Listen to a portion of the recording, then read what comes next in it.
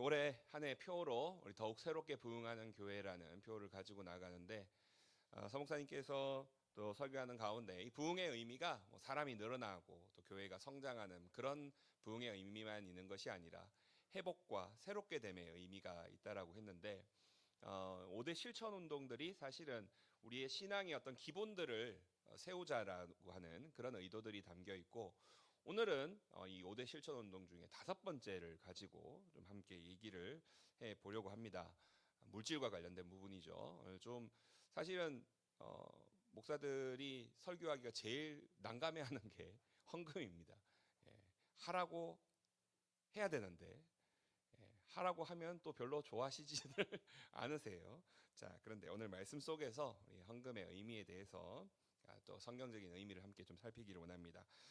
자, 시를 하나 좀 소개를 해드리겠습니다. SNS에서 좀 유명한 하상욱이라고 하는 시인이 있는데요. 이분이 시집을 냈는데 벌써 보여주면 어떡해요? 내가 말하면 내야지. 자, 뭐 이왕 나왔는데 시집의 이름이 월급입니다. 시의 제목이 아니고 시집의 이름이 월급이에요. 자, 시 내용입니다. 뭐라고 되어 있죠? 어디 갔어? 좀 와닿으십니까? 네. 요 시집에 또 요런 시도 있어요. 전부 짧게 있습니다. 요런 것도 있습니다. 어디 갔니가 방금 본 거였고 잠시나마 행복했다. 네, 요런 것도 있고요. 또 요런 것도 있습니다. 스쳐 지나가는 정거장일 뿐. 예. 저는 요 세 번째가 제일 와닿던데 어, 저도 이제 사례를 받으면 통장으로 이렇게 들어오게 되니까 예전에는 저도 이제 처음 사역 시작할 때는 현금으로 받았었어요. 현금으로 받았을 때 참 제가 얘기 드린 적이 있는 것 같은데 1,000원짜리가 가득 있었던 제 첫 사역지에서 첫 사례가 50만 원이었는데 50만 원 중에 만 원짜리가 몇 개 없고 거의 다 1,000원짜리로 가득된 봉투가 이만큼 두툼한 걸 주시는 거예요. 야, 이 교회는 전도사 사례를 이렇게 많이 주나 하면서 첫 사례라고 감사히 받았는데 1,000원짜리가 이렇게 두툼하게 있었던 기억이 있습니다.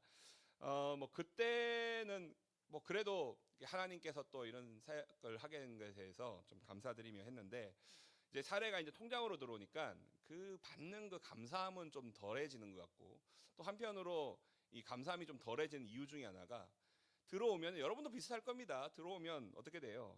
처음에 이제 숫자가 쫙 찍히고 그 다음에 뭐 심한 분들은 몇 초가 지나지 않아서 후루루룩 하고 뭐 알림이 자꾸 뜨더니 스마트폰에 알림이 자꾸 뜨더니 어느 날 보니까 이제 1,000원대로 막 줄어 있는. 저도 이번 달에 하면서 이제 쭉 이렇게 나갈까 계산을 하고 한 일주일 안 지나서 딱 보니까 3,000원인가 남아 있더라고요. 뭐 다 그렇습니다. 네. 요즘에 이제 이런 식으로 월급 통장에 월급이 들어오면은 순간적으로 다 이렇게 사라지는 거를 요즘 용어로는 월급 로그아웃이라고 부릅니다. 월급이 로그인 되었습니다. 금방 나가니까 로그아웃 됐습니다. 금방 나가버리는 거죠. 월급이 이렇게 로그아웃이 되면 참 슬픕니다. 허탈하고요. 좀 쥐어보지도 못하고 와 하는데 뭐 갑자기 날아가 버리니까 허탈하기도 하면서 내일은 또 어떻게 사나, 뭐 다음 달은 어떻게 지내나 이런 고민들 또 이제 연세 드신 분들 혹은 또 연세가 제 나이 정도만 돼도 노후 걱정을 조금씩 이제 하는데 노후에는 어떻게 해야 되나 이런 불안함들이 자꾸 나타나게 됩니다. 자, 오늘 성경 본문에 우리의 어떤 월급 로그아웃도 굉장히 처절하지만 우리보다도 더 처절한 로그아웃을 겪고 있는 한 여인이 나옵니다. 그녀의 손에는 제가 아까 몇천 원 얘기했는데 이 여인의 손에는 딱 두 랩돈이 있었습니다. 두 랩돈. 우리 돈으로 환산하면 약 1,500원 정도 됩니다. 진짜 적죠. 전 재산이 1,500원이었습니다. 근데 그 1,500원의 돈이 내 손에 지금 쥐어져 있는 마지막 생명줄 같은 돈인데 이걸 지금 하나님께 드렸습니다. 이걸 드리고 있어요. 자, 이 말씀 여러분 뭐 많이들 들으셨던 그런 말씀이기도 하고 또 혹은 여러분이 개인적으로 읽으면서도 이런 식으로 아마 많이 볼 겁니다. 하나님 앞에 드리는 건 액수가 중요한 게 아니라 그 마음의 정성이 중요하다. 뭐 이런 식으로 표현을 많이 하고 여러분도 그런 식으로 이해할 때가 많을 겁니다. 그런데 오늘 말씀의 가난한 과부의 헌금은 그저 하나님께 드리는 헌금에는 정성이 중요하다라는 식의 단순한 이야기가 아닙니다. 이 여인이 하나님 앞에 드리는 헌금의 모습 속에서 저와 여러분들이 우리가 가지고 있는 물질에 대해서 어떻게 바라봐야 될지에 대한 모범 예문을 우리에게 보여주고 있습니다. 오늘 함께 이것을 보기를 원하는데 오늘 말씀의 제목을 보시면 나를 비워서 주를 기다리다입니다. 오늘 이 과부가 자신의 마지막으로 가지고 있었던 두 렙돈을 비워내면서 사실은 저는 이 표현을 던진다라는 표현을 좀 쓰고 싶은데 이따가 여러분이 이해하실 수 있을 겁니다. 이 표현이 왜 제가 던진다라고 얘기했는지. 나를 던져서 나를 비워서 주님을 기다리는 주님의 역사를 기다리는 위대한 신앙의 고백인 것을 오늘 말씀 속에서 함께 보기를 원합니다. 자, 오늘 우리가 이 과부의 두 렙돈을 드리는 모습을 그냥 우리가 헌금하듯이 헌금을 했다라고 이해하면 안 되고요. 그 당대에는 어떤 식으로 헌금을 했는지를 조금 이해를 할 필요가 있습니다. 먼저 성전의 구조를 한번 좀 보시기를 원하는데요. 성전의 구조를 이렇게 보시게 되면은 어떤 식으로 돼 있냐? 자, 이게 전체 성전의 모습이고요. 보면은 제일 바깥에 있는 게 이방인의 뜰이라는 게 보이죠. 이 이방인의 뜰은 이방인들도 들어올 수 있는, 원래 성전은 아무나 들어올 수 없는 곳이지만 이방인들도 들어올 수 있게끔 공간을 열어줬어요. 여기는 이방인들도 들어올 수 있습니다. 그래서 나는 유대인이 아니지만 하나님께 예배드리기 원한다라면은 요 이방인의 뜰까지 들어올 수 있는 겁니다. 여기서 유대인이냐 아니냐의 기준은 그때 당시의 기준으로는 할례를 받았느냐 받지 않았냐입니다. 핏줄로 혈통으로 말하는 게 아닙니다. 핏줄로 유대인이냐 뭐 핏줄로 이게 중요하지 않아요. 핏줄보다 더 중요한 거는 할례를 받았느냐 그렇지 않느냐는 겁니다. 성경에 여러분들이 알고 있는 몇몇 인물들이 있죠. 백부장 복음서에 나오는 백부장이라든지 혹은 베드로에게 세례를 받게 되는 고넬료라든지 이런 사람들이 할례를 받지 않았어요. 할례를 받지 않았는데 경건하게 하나님을 섬기고 있는 그런 사람들이었습니다. 이런 이방인들이 이방인의 뜰까지 들어오는 겁니다. 자, 그리고 그 안쪽에 보면 여인의 뜰이라는 게 보일 겁니다. 여기 여러분 편에 이쪽에 성소가 있고 여기 여인의 뜰이 있잖아요. 여인의 뜰에는 이제 유대인들만 들어올 수 있습니다. 유대인들만 들어올 수 있고 그리고 조금 더 성소까지는 못 들어가고 성소에는 제사장만 들어가고요. 조금 더 안쪽 제사 지내는 곳에는 남자들이 들어갈 수 있습니다. 그런데 이 여인의 뜰이 이제 오늘 말씀이 나타나는 그 장소인데 여인의 뜰에서는 뭘 하고 있느냐? 랍비들이 군데군데에 한 군데만 있는 게 아니라 군데군데 이렇게 강대상을 두고 그 군데군데에서 두루마리를 펴고 하나님의 말씀을 읽고 있습니다. 낭독을 해요. 그럼 낭독을 하면 여인의 뜰에 모인 사람들은 그 하나님의 말씀을 듣는 겁니다. 오늘날처럼 성경이 보편화되어 있는 시대가 아니기 때문에 이렇게 성경을 읽어주는 낭독하는 곳에 와야만 하나님의 말씀을 제대로 접할 수 있는 겁니다. 뭐 손목에 적고 이마에 뭐 적어서 달고 다닌다 뭐 이런 구절들이 있지만 실제로는 글을 모르는 사람들이 많기 때문에 여기에 와서 여인의 뜰에 와서 비로소 하나님 말씀을 들을 수 있는 겁니다. 그래서 하나님 말씀을 듣길 원하는 사람, 하나님 말씀을 가운데 나아가기 원하는 사람들, 그러니까 지금으로 치면은 뭐 예배랑 비슷하다 할 수 있는데 예배랑 좀 느낌은 다릅니다. 어쨌든 여기 와서 하나님 말씀이 낭독되면 그걸 듣는 거예요. 오늘 가난한 과부도 그걸 들으러 온 겁니다. 그리고 이 여인의 뜰 다시 한번 보여주시면 여인의 뜰에 보면은 성소 쪽으로 향하는 벽을 제외하고 나머지 벽에다가 뭐가 있냐면은 13개의 헌금함이 있었습니다. 헌금함이 있었는데 어떻게 하냐? 헌금을 내가 하고 싶으면 하는 거예요.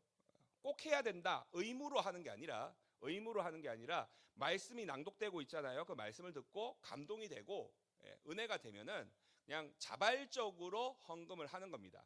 그런데 문제가 있어요. 한번 그림을 보여주시면 자 이게 그때 당시의 헌금함인데 자 보시면은 헌금함이 지금 금속으로 돼 있죠. 나팔 모양으로 이런 식으로 돼 있습니다.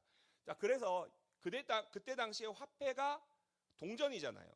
동전이면 어떻게 되겠습니까? 저기 넣으면 땡그랑 소리가 나겠죠.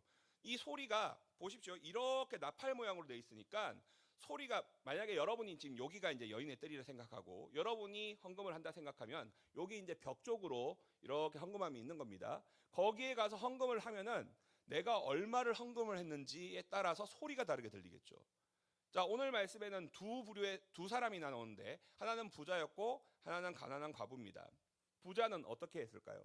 자, 부자가 넣으면 많은 돈을 하니까 지금처럼 지폐를 하는 게 아니기 때문에 많은 돈을 하니까 소리가 어떻게 나겠습니까? 땡랑 땡땡땡땡땡 막 이런 식으로 소리가 났을 겁니다. 근데 그 소리가 그냥 거기서만 들리는 게 아니라 이렇게 돼 있으니까 여기에 있는 사람들이 그걸 다 듣는 거예요. 그러니까 나는 저기 끝에 있고 헌금을 한 사람이 여기 있어도 소리가 들리니까 저쪽 끝에서 아, 저 사람은 엄청나게 헌금을 많이 했구나. 와, 정말 신실한 사람이다. 뭐 이런 식으로 아마 생각을 했을 겁니다. 그렇게 헌금을 많이 하니까 그런 식으로 이제 생각할 수 있겠죠. 그런데 자, 과부가 두 랩돈을 합니다. 나중에 여러분 보여드리겠지만 이 랩돈이라고 하는 동전이 10원짜리만 해요. 크기가 10원짜리만 합니다. 그러면 그 10원짜리 두 개를 20원을 여기에 넣습니다. 소리가 어떻게 나겠어요?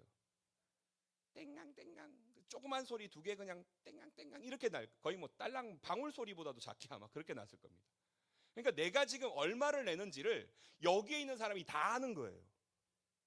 여러분들 예배 전에 오시면서 헌금함에 헌금을 하실 때 뭐 봉투에 넣고 또 헌금함에 집어넣고 하니까 남이 내가 얼마를 냈는지 뭐 많이 냈는지 적게 냈는지 모르잖아요. 그런 거 뭐 저희는 모르게 합니다. 미국 같은 경우에는 이 접시에 내요. 헌금을 접시에 합니다. 그래서 위에 올리면 다 보여요. 예, 만약에 우리가 그런 식으로 하면 진짜 뭐 누구는 뭐 많이 하고 누구는 작게 하는 게 다 보일 거예요. 미국에서는 그런 식으로 합니다. 일부러 좀 투명하게 한다고 그렇게 하는 건데 우리 정서에는 조금 맞지가 않죠. 근데 여기서는 딱 이렇게 땡그랑 땡그랑 소리로 헌금을 얼마나 많이 했는지가 드러나는 겁니다. 부자야 많이 하니까 자랑스럽게 넣었겠죠. 자랑스럽게 넣었을 건데 과부는 어땠겠습니까? 우리는 두 랩돈 뭐 금액이 작다, 많이 냈다, 전부를 드렸다 이것만 생각하는데 이 두 랩돈을 헌금을 할 때 땡그랑 땡그랑 땡그랑도 아니죠. 뭐 딸랑 딸랑 뭐 이거 뭐 좀 작은 소리로 여기 있는 사람이 다 알게 되는데 아까도 말씀드렸습니다만 헌금이 의무가 아닙니다. 꼭 안 해도 돼요. 안 해도 됩니다. 안 해도 되는데 한 거예요. 여러분이면 어떻겠습니까? 20원 내는 거 내가 20원 내는 걸 사람들이 다 알아요. 그럼 하겠습니까? 굳이 안 해도 되는 헌금이에요. 안 할 거란 말이에요. 그리고 이게 내 생활비 전부인데 내려고 하겠습니까? 그러나 과부는 그런 사람들의 시선, 사람들의 생각에 흔들리지 않았습니다. 사람은 어떻게 바라봅니까? 헌금함에 떨어지는 요란한 금색 동전 소리, 액수 이런 거에 주목하겠지만 과부는 사람의 시선이 아니라 하나님의 시선에 주목합니다. 하나님은 헌금의 양이 아니라 드리는 자의 중심을 보실 것을 알기 때문에 사람들이 나를 뭐라고 쳐다보건 사람들이 나를 뭐라고 생각하건 내 가난함이 부끄러움이 되지 않고 그것이 수치가 되지 않고 하나님 앞에 기꺼이 내어드림이 우리 주님만을 바라보고 나아가게 되는 겁니다. 헌금의 기본 원리 가장 1번은 이겁니다. 아나니아와 삽비라가 하나님 앞에 헌금을 했을 때에 결코 적지 않은 금액을 했지만 그들에 대해서 하나님은 그들의 부정직을 그대로 바라보시고 이들에게 화를 내리십니다. 그들이 죽은 이유가 뭐겠습니까? 마음의 중심에 하나님을 의식하고 하나님을 바라보며 드린 것이 아니라 사람을 의식하고 사람을 생각하며 드리는 것이었기 때문에 주님이 거기에 대해서 분명히 징계를 하신 것입니다. 오늘날에 이런 일이 일어난다고 한다면 아마 우리들 중에도 많은 사람들이 그렇게 될지도 모르겠어요.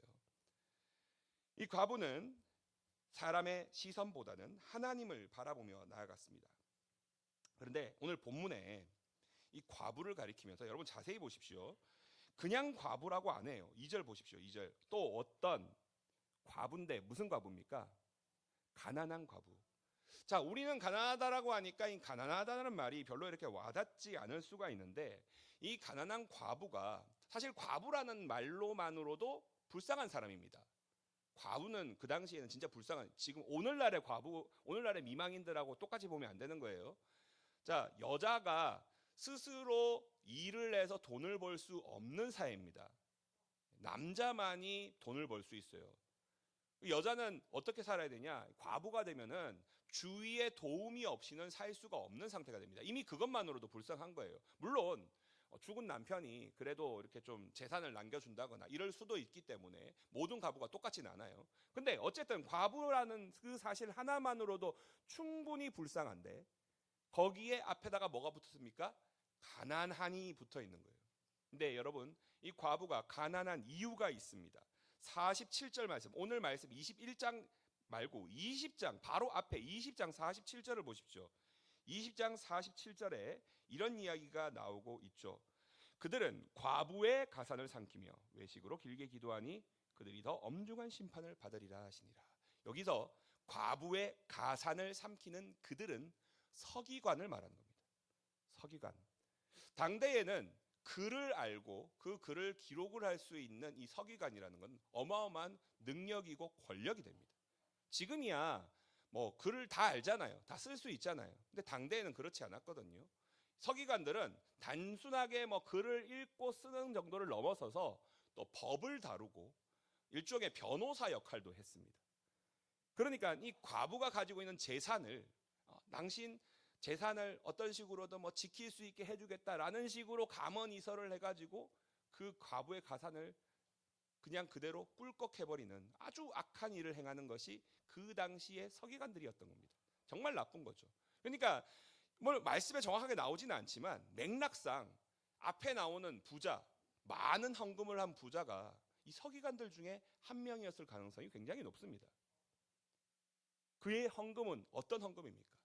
많은 과부들의 그 불쌍한 이들을, 그들의 가산을 훔치고 그걸 취득해가지고 그걸로 하나님 앞에 헌금한답시고 내가 거룩하고 이런 식으로 뻐기고 있는 정말 악한 자의 모습입니다.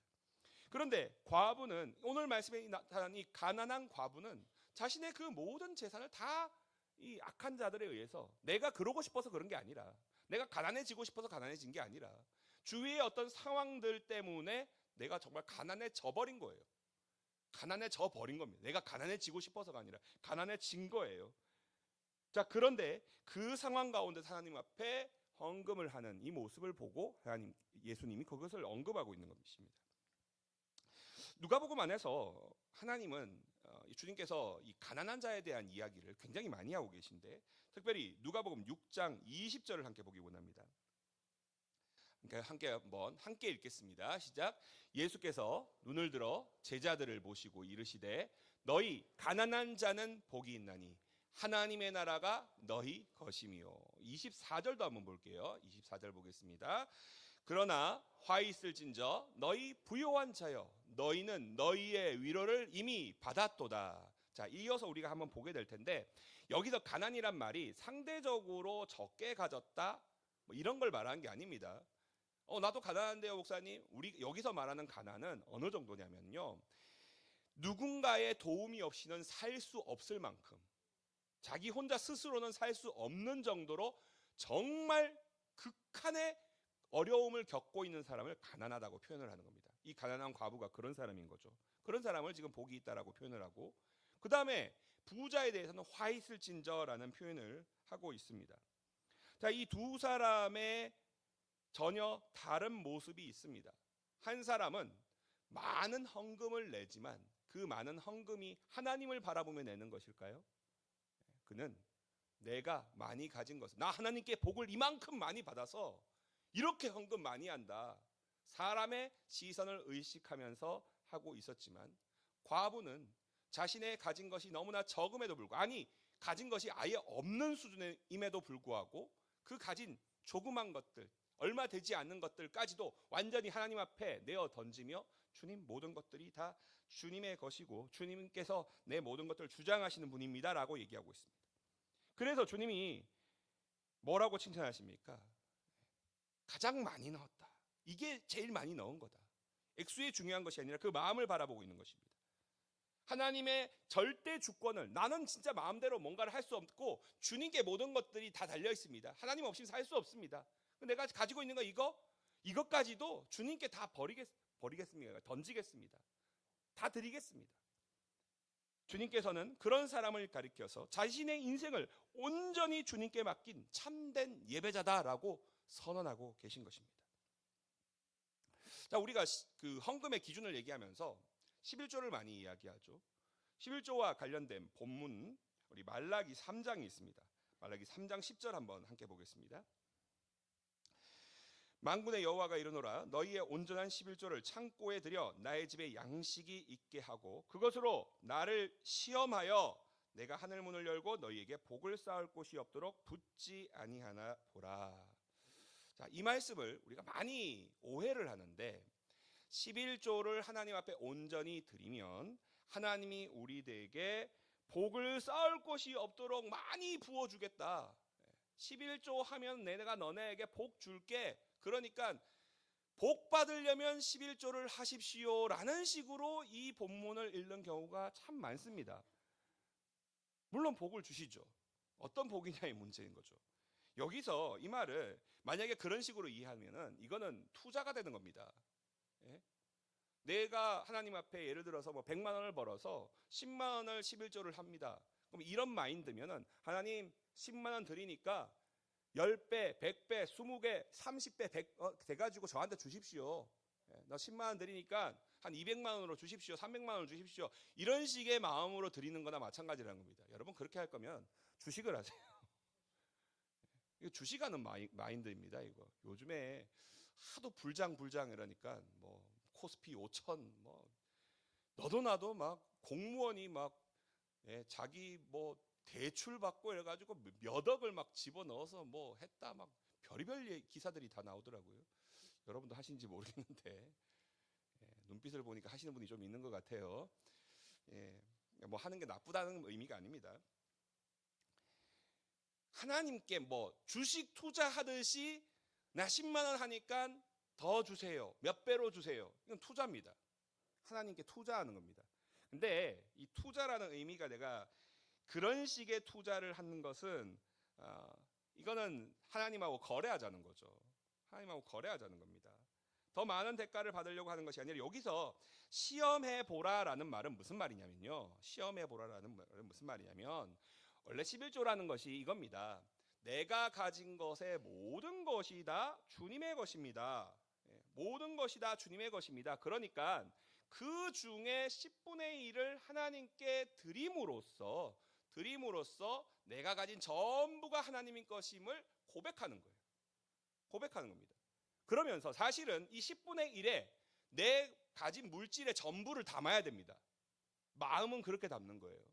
10분의 1을 드리지만 마음은 10분의 10, 100%를 다 드리는 마음으로 드리는 겁니다. 그래서 내가 가진 것들, 내가 가진 것으로 사는 것이 아니라 하나님이 나에게 공급하시고 하나님이 나에게 주시는 것으로 내가 살겠습니다라는 그런 훈련을 하는 것이 이 11조의 목적이 되는 것이죠. 그래서 사실은 오늘 이 과부의 헌금이 그 11조의 정신을 정확하게 지키고 있는 겁니다. 어떻게 해요? 다 드리잖아요. 말 그대로 다 드리잖아요. 말 그대로 다 드리고 있습니다. 전부 하나님의 것이라고 고백하면서 주님 앞에 드리고 있습니다. 여러분, 근데 요거 가만 생각해 보시면 앞에 말하고 좀 이어져 있는 게 있는데요. 여러분에게 1억이 있습니다. 1억이 있어요. 1억이 있을 수 있죠. 자, 그 중에 헌금을 100만 원 하는 거 하실 수는 있죠. 하실 수는 있습니다. 근데 일단 헌금 액수가 100만 원이 되면은 어떻습니까, 여러분? 마음가짐이 조금 그렇죠. 드릴 수 있을까라는 생각도 살짝 드리죠. 자, 근데 여러분이 정말, 저와 여러분이 정말 가난한 극한의 상황이에요. 돈이 없어, 아예 없어. 내 손에 2,000원이 있어요. 1,500원 하면 애매하니까 2,000원이라 할게요. 2,000원 있어요. 2,000원. 다른 돈 없어요. 자, 2,000원 헌금하는 게 쉽습니까? 100만 원 헌금하는 게 쉽습니까? 비율로 보면은 2,000원은 100%인데 100만 원은 1%잖아요. 근데 실제로 여러분 어느 게 더 쉽습니까? 솔직하게요. 예? 100만 원이 쉬워요? 2천 원이 쉽잖아요, 솔직히. 없으면 그냥 드릴 수 있어요. 없으면 그냥 드릴 수 있어요. 저희 애들이 헌금할 때 어떻게 헌금할까요? 부모님한테 받아요. 지한테 가진 게 그게 전부입니다. 아깝다 생각하지 않고 드려요. 왜? 부모님한테 받은 거 자기 거도 아니라 생각하거든. 헌금을 하면서도 지 거라는 생각도 안 해요. 그러니까 그냥 아까워하지도 않아요. 그거 가지고 엄마가 나한테 2천 원 줬는데 이거 아까운데 이런 식으로 생각 안 해요. 원래부터 지 게 아니라 생각하니까 드리는 것도 그냥 드리는 겁니다. 근데 이게 내 거라고 생각이 되면 어떻게 됩니까? 어릴 때는 내 거라는 생각을 못 하죠. 여러분이 되면 어떻습니까? 나한테 쥐고 있는 100만 원은 내 거예요. 그래서 드리기가 어려워지는 겁니다. 과부가 이렇게 전부를 드린다라고 하는 말하는 것이 사실은 하나님이 그 극한의 상태까지 모르셨기 때문에 그렇게 드릴 수가 있었어요. 그래서 하나님이 말씀하시는 겁니다. 가난한 자가 복이 있다. 부요한 자 화있도다. 없을 경우에만, 가난해야만 하나님을 절대적으로 의존할 수 있고 내가 가진 것을 아까워하지 않고 주님께 기꺼이 내어드릴 수가 있게 되더라는 것입니다. 하나님 앞에 기꺼이 내어드릴 수 있는 저와 여러분들이 될 수 있기를 원합니다. 아이와 같은 마음으로 내어드릴 수 있어야 돼요. 자, 그러면 이렇게 드리는 것이 그냥 제가 드린다라는 표현보다는 던진다라는 표현을 제가 앞서서 썼는데 왜 던진다라고 표현하냐면 제가 아까 하면서 또 버린다라는 표현도 살짝 썼잖아요. 버린다라고 말하면 무슨 쓰레기통에 버린다 이런 느낌으로 느껴지는데 여러분 뭔가를 버린다, 던진다라는 말은 이거 내 거 아니야 이렇게 되는 거죠. 내 거 아니야 이런 느낌으로 가게 되는 겁니다. 과부는 이거 내 거 아니야 하면서 이 두 렙돈을 던졌습니다. 자, 던지는데 무엇을 던졌다고 되어 있냐면 생활비 전부라고 되어 있는데요. 여기서 생활비라고 번역되는 이 단어의 원어가 뭐냐면요. 비오스라고 하는 단어입니다. 비오스. 자, 비오스, 물질적인 생존 수단, 제가 이렇게 번역을 해뒀는데 여러분 이 비오스를 영어로 한번 읽어보면 뭐가 됩니까? BIO 하면 뭐가 돼요? 바이오가 되죠. 바이오. 어디서 들어본 말 같죠? 그러니까 생명 그 자체입니다. 이 바이오가 무슨 생활비라는 번역보다는 저는 사실은 좀 더 의미가 와닿게 하려면 생명이라고 번역하는 게 좀 의미가 더 와닿을 것 같아요. 그러면 과부가 드린 거는 생활비, 돈을 드린 게 아니라 뭘 드린 겁니까? 생명을 드린 거예요. 우리 조금 있다가 그 찬송을 하게 될 텐데 찬송가 213장의 가사가 이렇게 시작됩니다. 나의 생명 드리니. 원래 이 찬송이요. 213장 이 찬송이 이 찬송을 지으신 분이 이 과부의 두 렙돈 이야기를 보고 여기서 은혜를 받고 지은 겁니다. 그러니까 생활비를 드린 거에 감동을 한 게 아니에요. 생명을 드리고 있는 겁니다. 내 생명을 비워내고 있는 거예요. 내 생명을 비워내고 있는 겁니다. 근데 생명을 제가 아까 거래라는 말이 완전히 틀린 말까지는 아니라고 제가 말씀을 드리는 것 같은데 거래라고 친다면 돈이 아닌 내가 생명을 드린다면 자 거래라고 치고 생명을 드리면 뭘 받아야 될까요? 돈을 투자하면 돈을 받고 싶어 하겠죠. 생명을 드리면 생명으로 받는 겁니다. 자 헬라어상에서 생명에 해당하는 다른 단어가 있습니다. 바로 조회라고 하는 단어입니다. 이 조회라고 하는 단어는 하나님과 관계에서 오는 참된 생명, 간단하게 말하면 영생을 말하는 겁니다.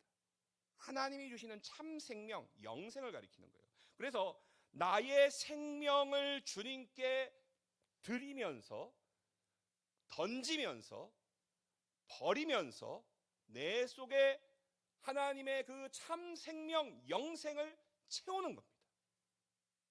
그런데 반대로 말하면 내 속에 있는 이 생명을 버리지 못하면 하나님의 참 생명이 들어찰 공간이 없습니다.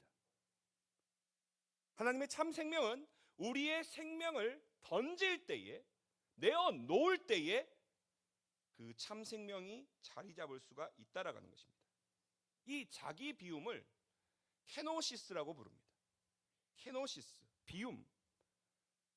여러분, 오늘 본문 우리가 읽으면서는 그냥 과부의 두렙돈 이야기만 하는데 이름이 안 나오죠, 과부가. 그런데 이 본문을 바라보면서 많은 교부들이나 신학자들이 이 사람의, 이 여인의 이름을 일부러 지어요. 뭐라고 짓냐? 케노시아, 비움, 비우는 여인. 자신을 기꺼이 비우는 여인으로서 말하고 있습니다. 그런데 이 여인이 중요한 이유가 있습니다. 이 말씀이, 이 사건이 발생하고 있는 때가 언제냐면 예수님이 돌아가시는 때가 성금요일이라고 부르죠. 금요일. 그런데 이 여인이 하나님 앞에 두렙돈을 드리는 이 사건은 화요일, 3일 전에, 예수님이 돌아가시기 3일 전에 이 사건이 일어나고 있더라는 겁니다. 그러니까 이 여인에 대한 이야기는 그냥 뭐 헌금 잘해라 말해라 이런 의미가 아니라 이 여인이 드리고 있는 이 행위는, 자신의 생명을 비워내서 하나님의 생명으로 채우려고 하는 이 행위는 마치 예수님이 자신의 생명을 바쳐서 새로운 부활 생명으로 나아가는 그 일과 닮아 있다고 하는 것입니다. 이 가난한 과부는 자신의 모든 것들을 하나님 앞에 기꺼이 내어 던지면서, 드리면서 자신 속에 새로운 하나님과의 생명을 공급받고 있는데, 이것이 바로 예수 그리스도의 부활을 보여주고 있다는 사실입니다. 주님께서 이 여인을 통해서 알려주시는 것 역시 마찬가지입니다. 우리가 주님 앞에 헌금할 때 내가 가진 물질을 하나님께 드립니다. 내 건데 주님 받으세요. 주님이 그거 원하시지 않습니다. 주님이 그걸 원하시지 않아요. 하나님은 뭘 원하십니까? 주님, 내 모든 것이, 나의 생명이 하나님의 것입니다. 주님께 기꺼이 내어드립니다. 아니, 주님께서 다 거두어 가시옵소서.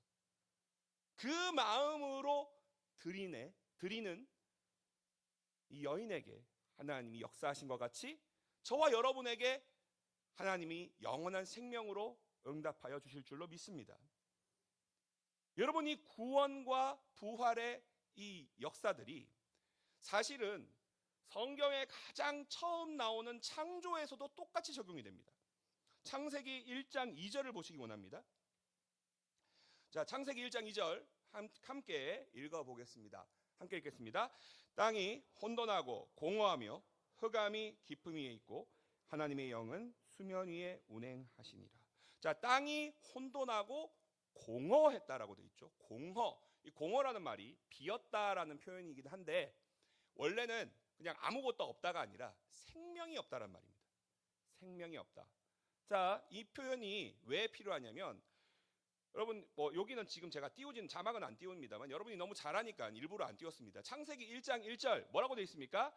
태초에 하나님이 천지를 창조하시니라. 우리말에 사실 저는 이 번역을 한 게 별로 안 좋다고 생각해요. 왜냐하면 천지 잃어버리니까 하늘과 땅으로 원래 이렇게 좀 분리해서 봐야 되는데 천지 잃어버리니까 그냥 뭉텅거리로 묶어버린 거거든요. 그래서 원래는 하늘과 땅을 창조하셨다. 근데 땅이 어떻다고요? 방금 2절에 봤죠? 혼돈하고 뭐 어떻다고요? 공허했다. 자, 혼돈하고 공허했다. 질서가 없고 생명이 없다라고 했는데 아우, 땅이 하나님이 창조하셨는데 왜 이 모양이 이 꼴이냐 이렇게 생각하시기 쉬운데 그게 아니라 요때 하나님이 땅을 이렇게 만드시고 그 이후부터 첫째 날, 둘째 날 이어지잖아요. 공허한 상태, 생명이 없는 상태여야만 하나님이 그 속에 생명을 채울 수가 있는 겁니다. 그 속에 자신만의 것들, 자신의 자아, 자신의 생명으로 충만한 상태에서는 주님의 생명의 역사가 나타날 수 없는 거예요. 창조의 이 역사가 오늘날 우리들에게 나타난 것하고 똑같습니다. 내 속에 공허의 상태가 있어야 됩니다. 생명의 비움이 있어야 돼요. 근데 여러분, 내가 내 것을 버리려고 하면 버려집니까? 버려집니까? 이거 내 건데, 그래도 내 건데. 이 생각이 끝까지 남아 있잖아요. 땅을 공허하게 만드신 분은 하나님이십니다. 다시 한번요. 땅을 공허하게 만드신 분이 누구라고요? 하나님이십니다. 그럼 반대로 아니, 조금 확장해서 저와 여러분들에게 우리의 생명을 비워내시는 분도 누구십니까? 채워주실 분도 하나님이시지만 비워내실 분도 누구십니까? 하나님이십니다. 여러분에게 욕심 버려라! 라고 제가 백날 말한다고 욕심이 버려집니까? 버려지는 게 아니에요. 안 버려집니다. 우리는 죄의 유혹에서 자유로울 수 없어요. 그것을 내가 떨칠 수가 없습니다. 그게 됐으면 왜 아담과 하와가 에덴 동산에서 쫓겨났겠습니까? 안 되니까 그렇게 된 거죠. 그런데 우리 안에 있는 이 욕심과 나의 자아로 가득 차 있는 것들을 비우게 하시는 분이 하나님이신 줄로 믿습니다. 사실은 이 과부의 가난한 모습이 하나님이 그 역사를 경험하는 길로 내몰고 계셨던 겁니다. 우리는 사실 그렇게 되기를 별로 원하지 않겠지만 주님은 그렇게 하시는 겁니다. 그런데 그게 되었을 때에 과부는 자신의 두 렙돈을 기꺼이 하나님 앞에 내어 던질 수 있었습니다. 두 렙돈?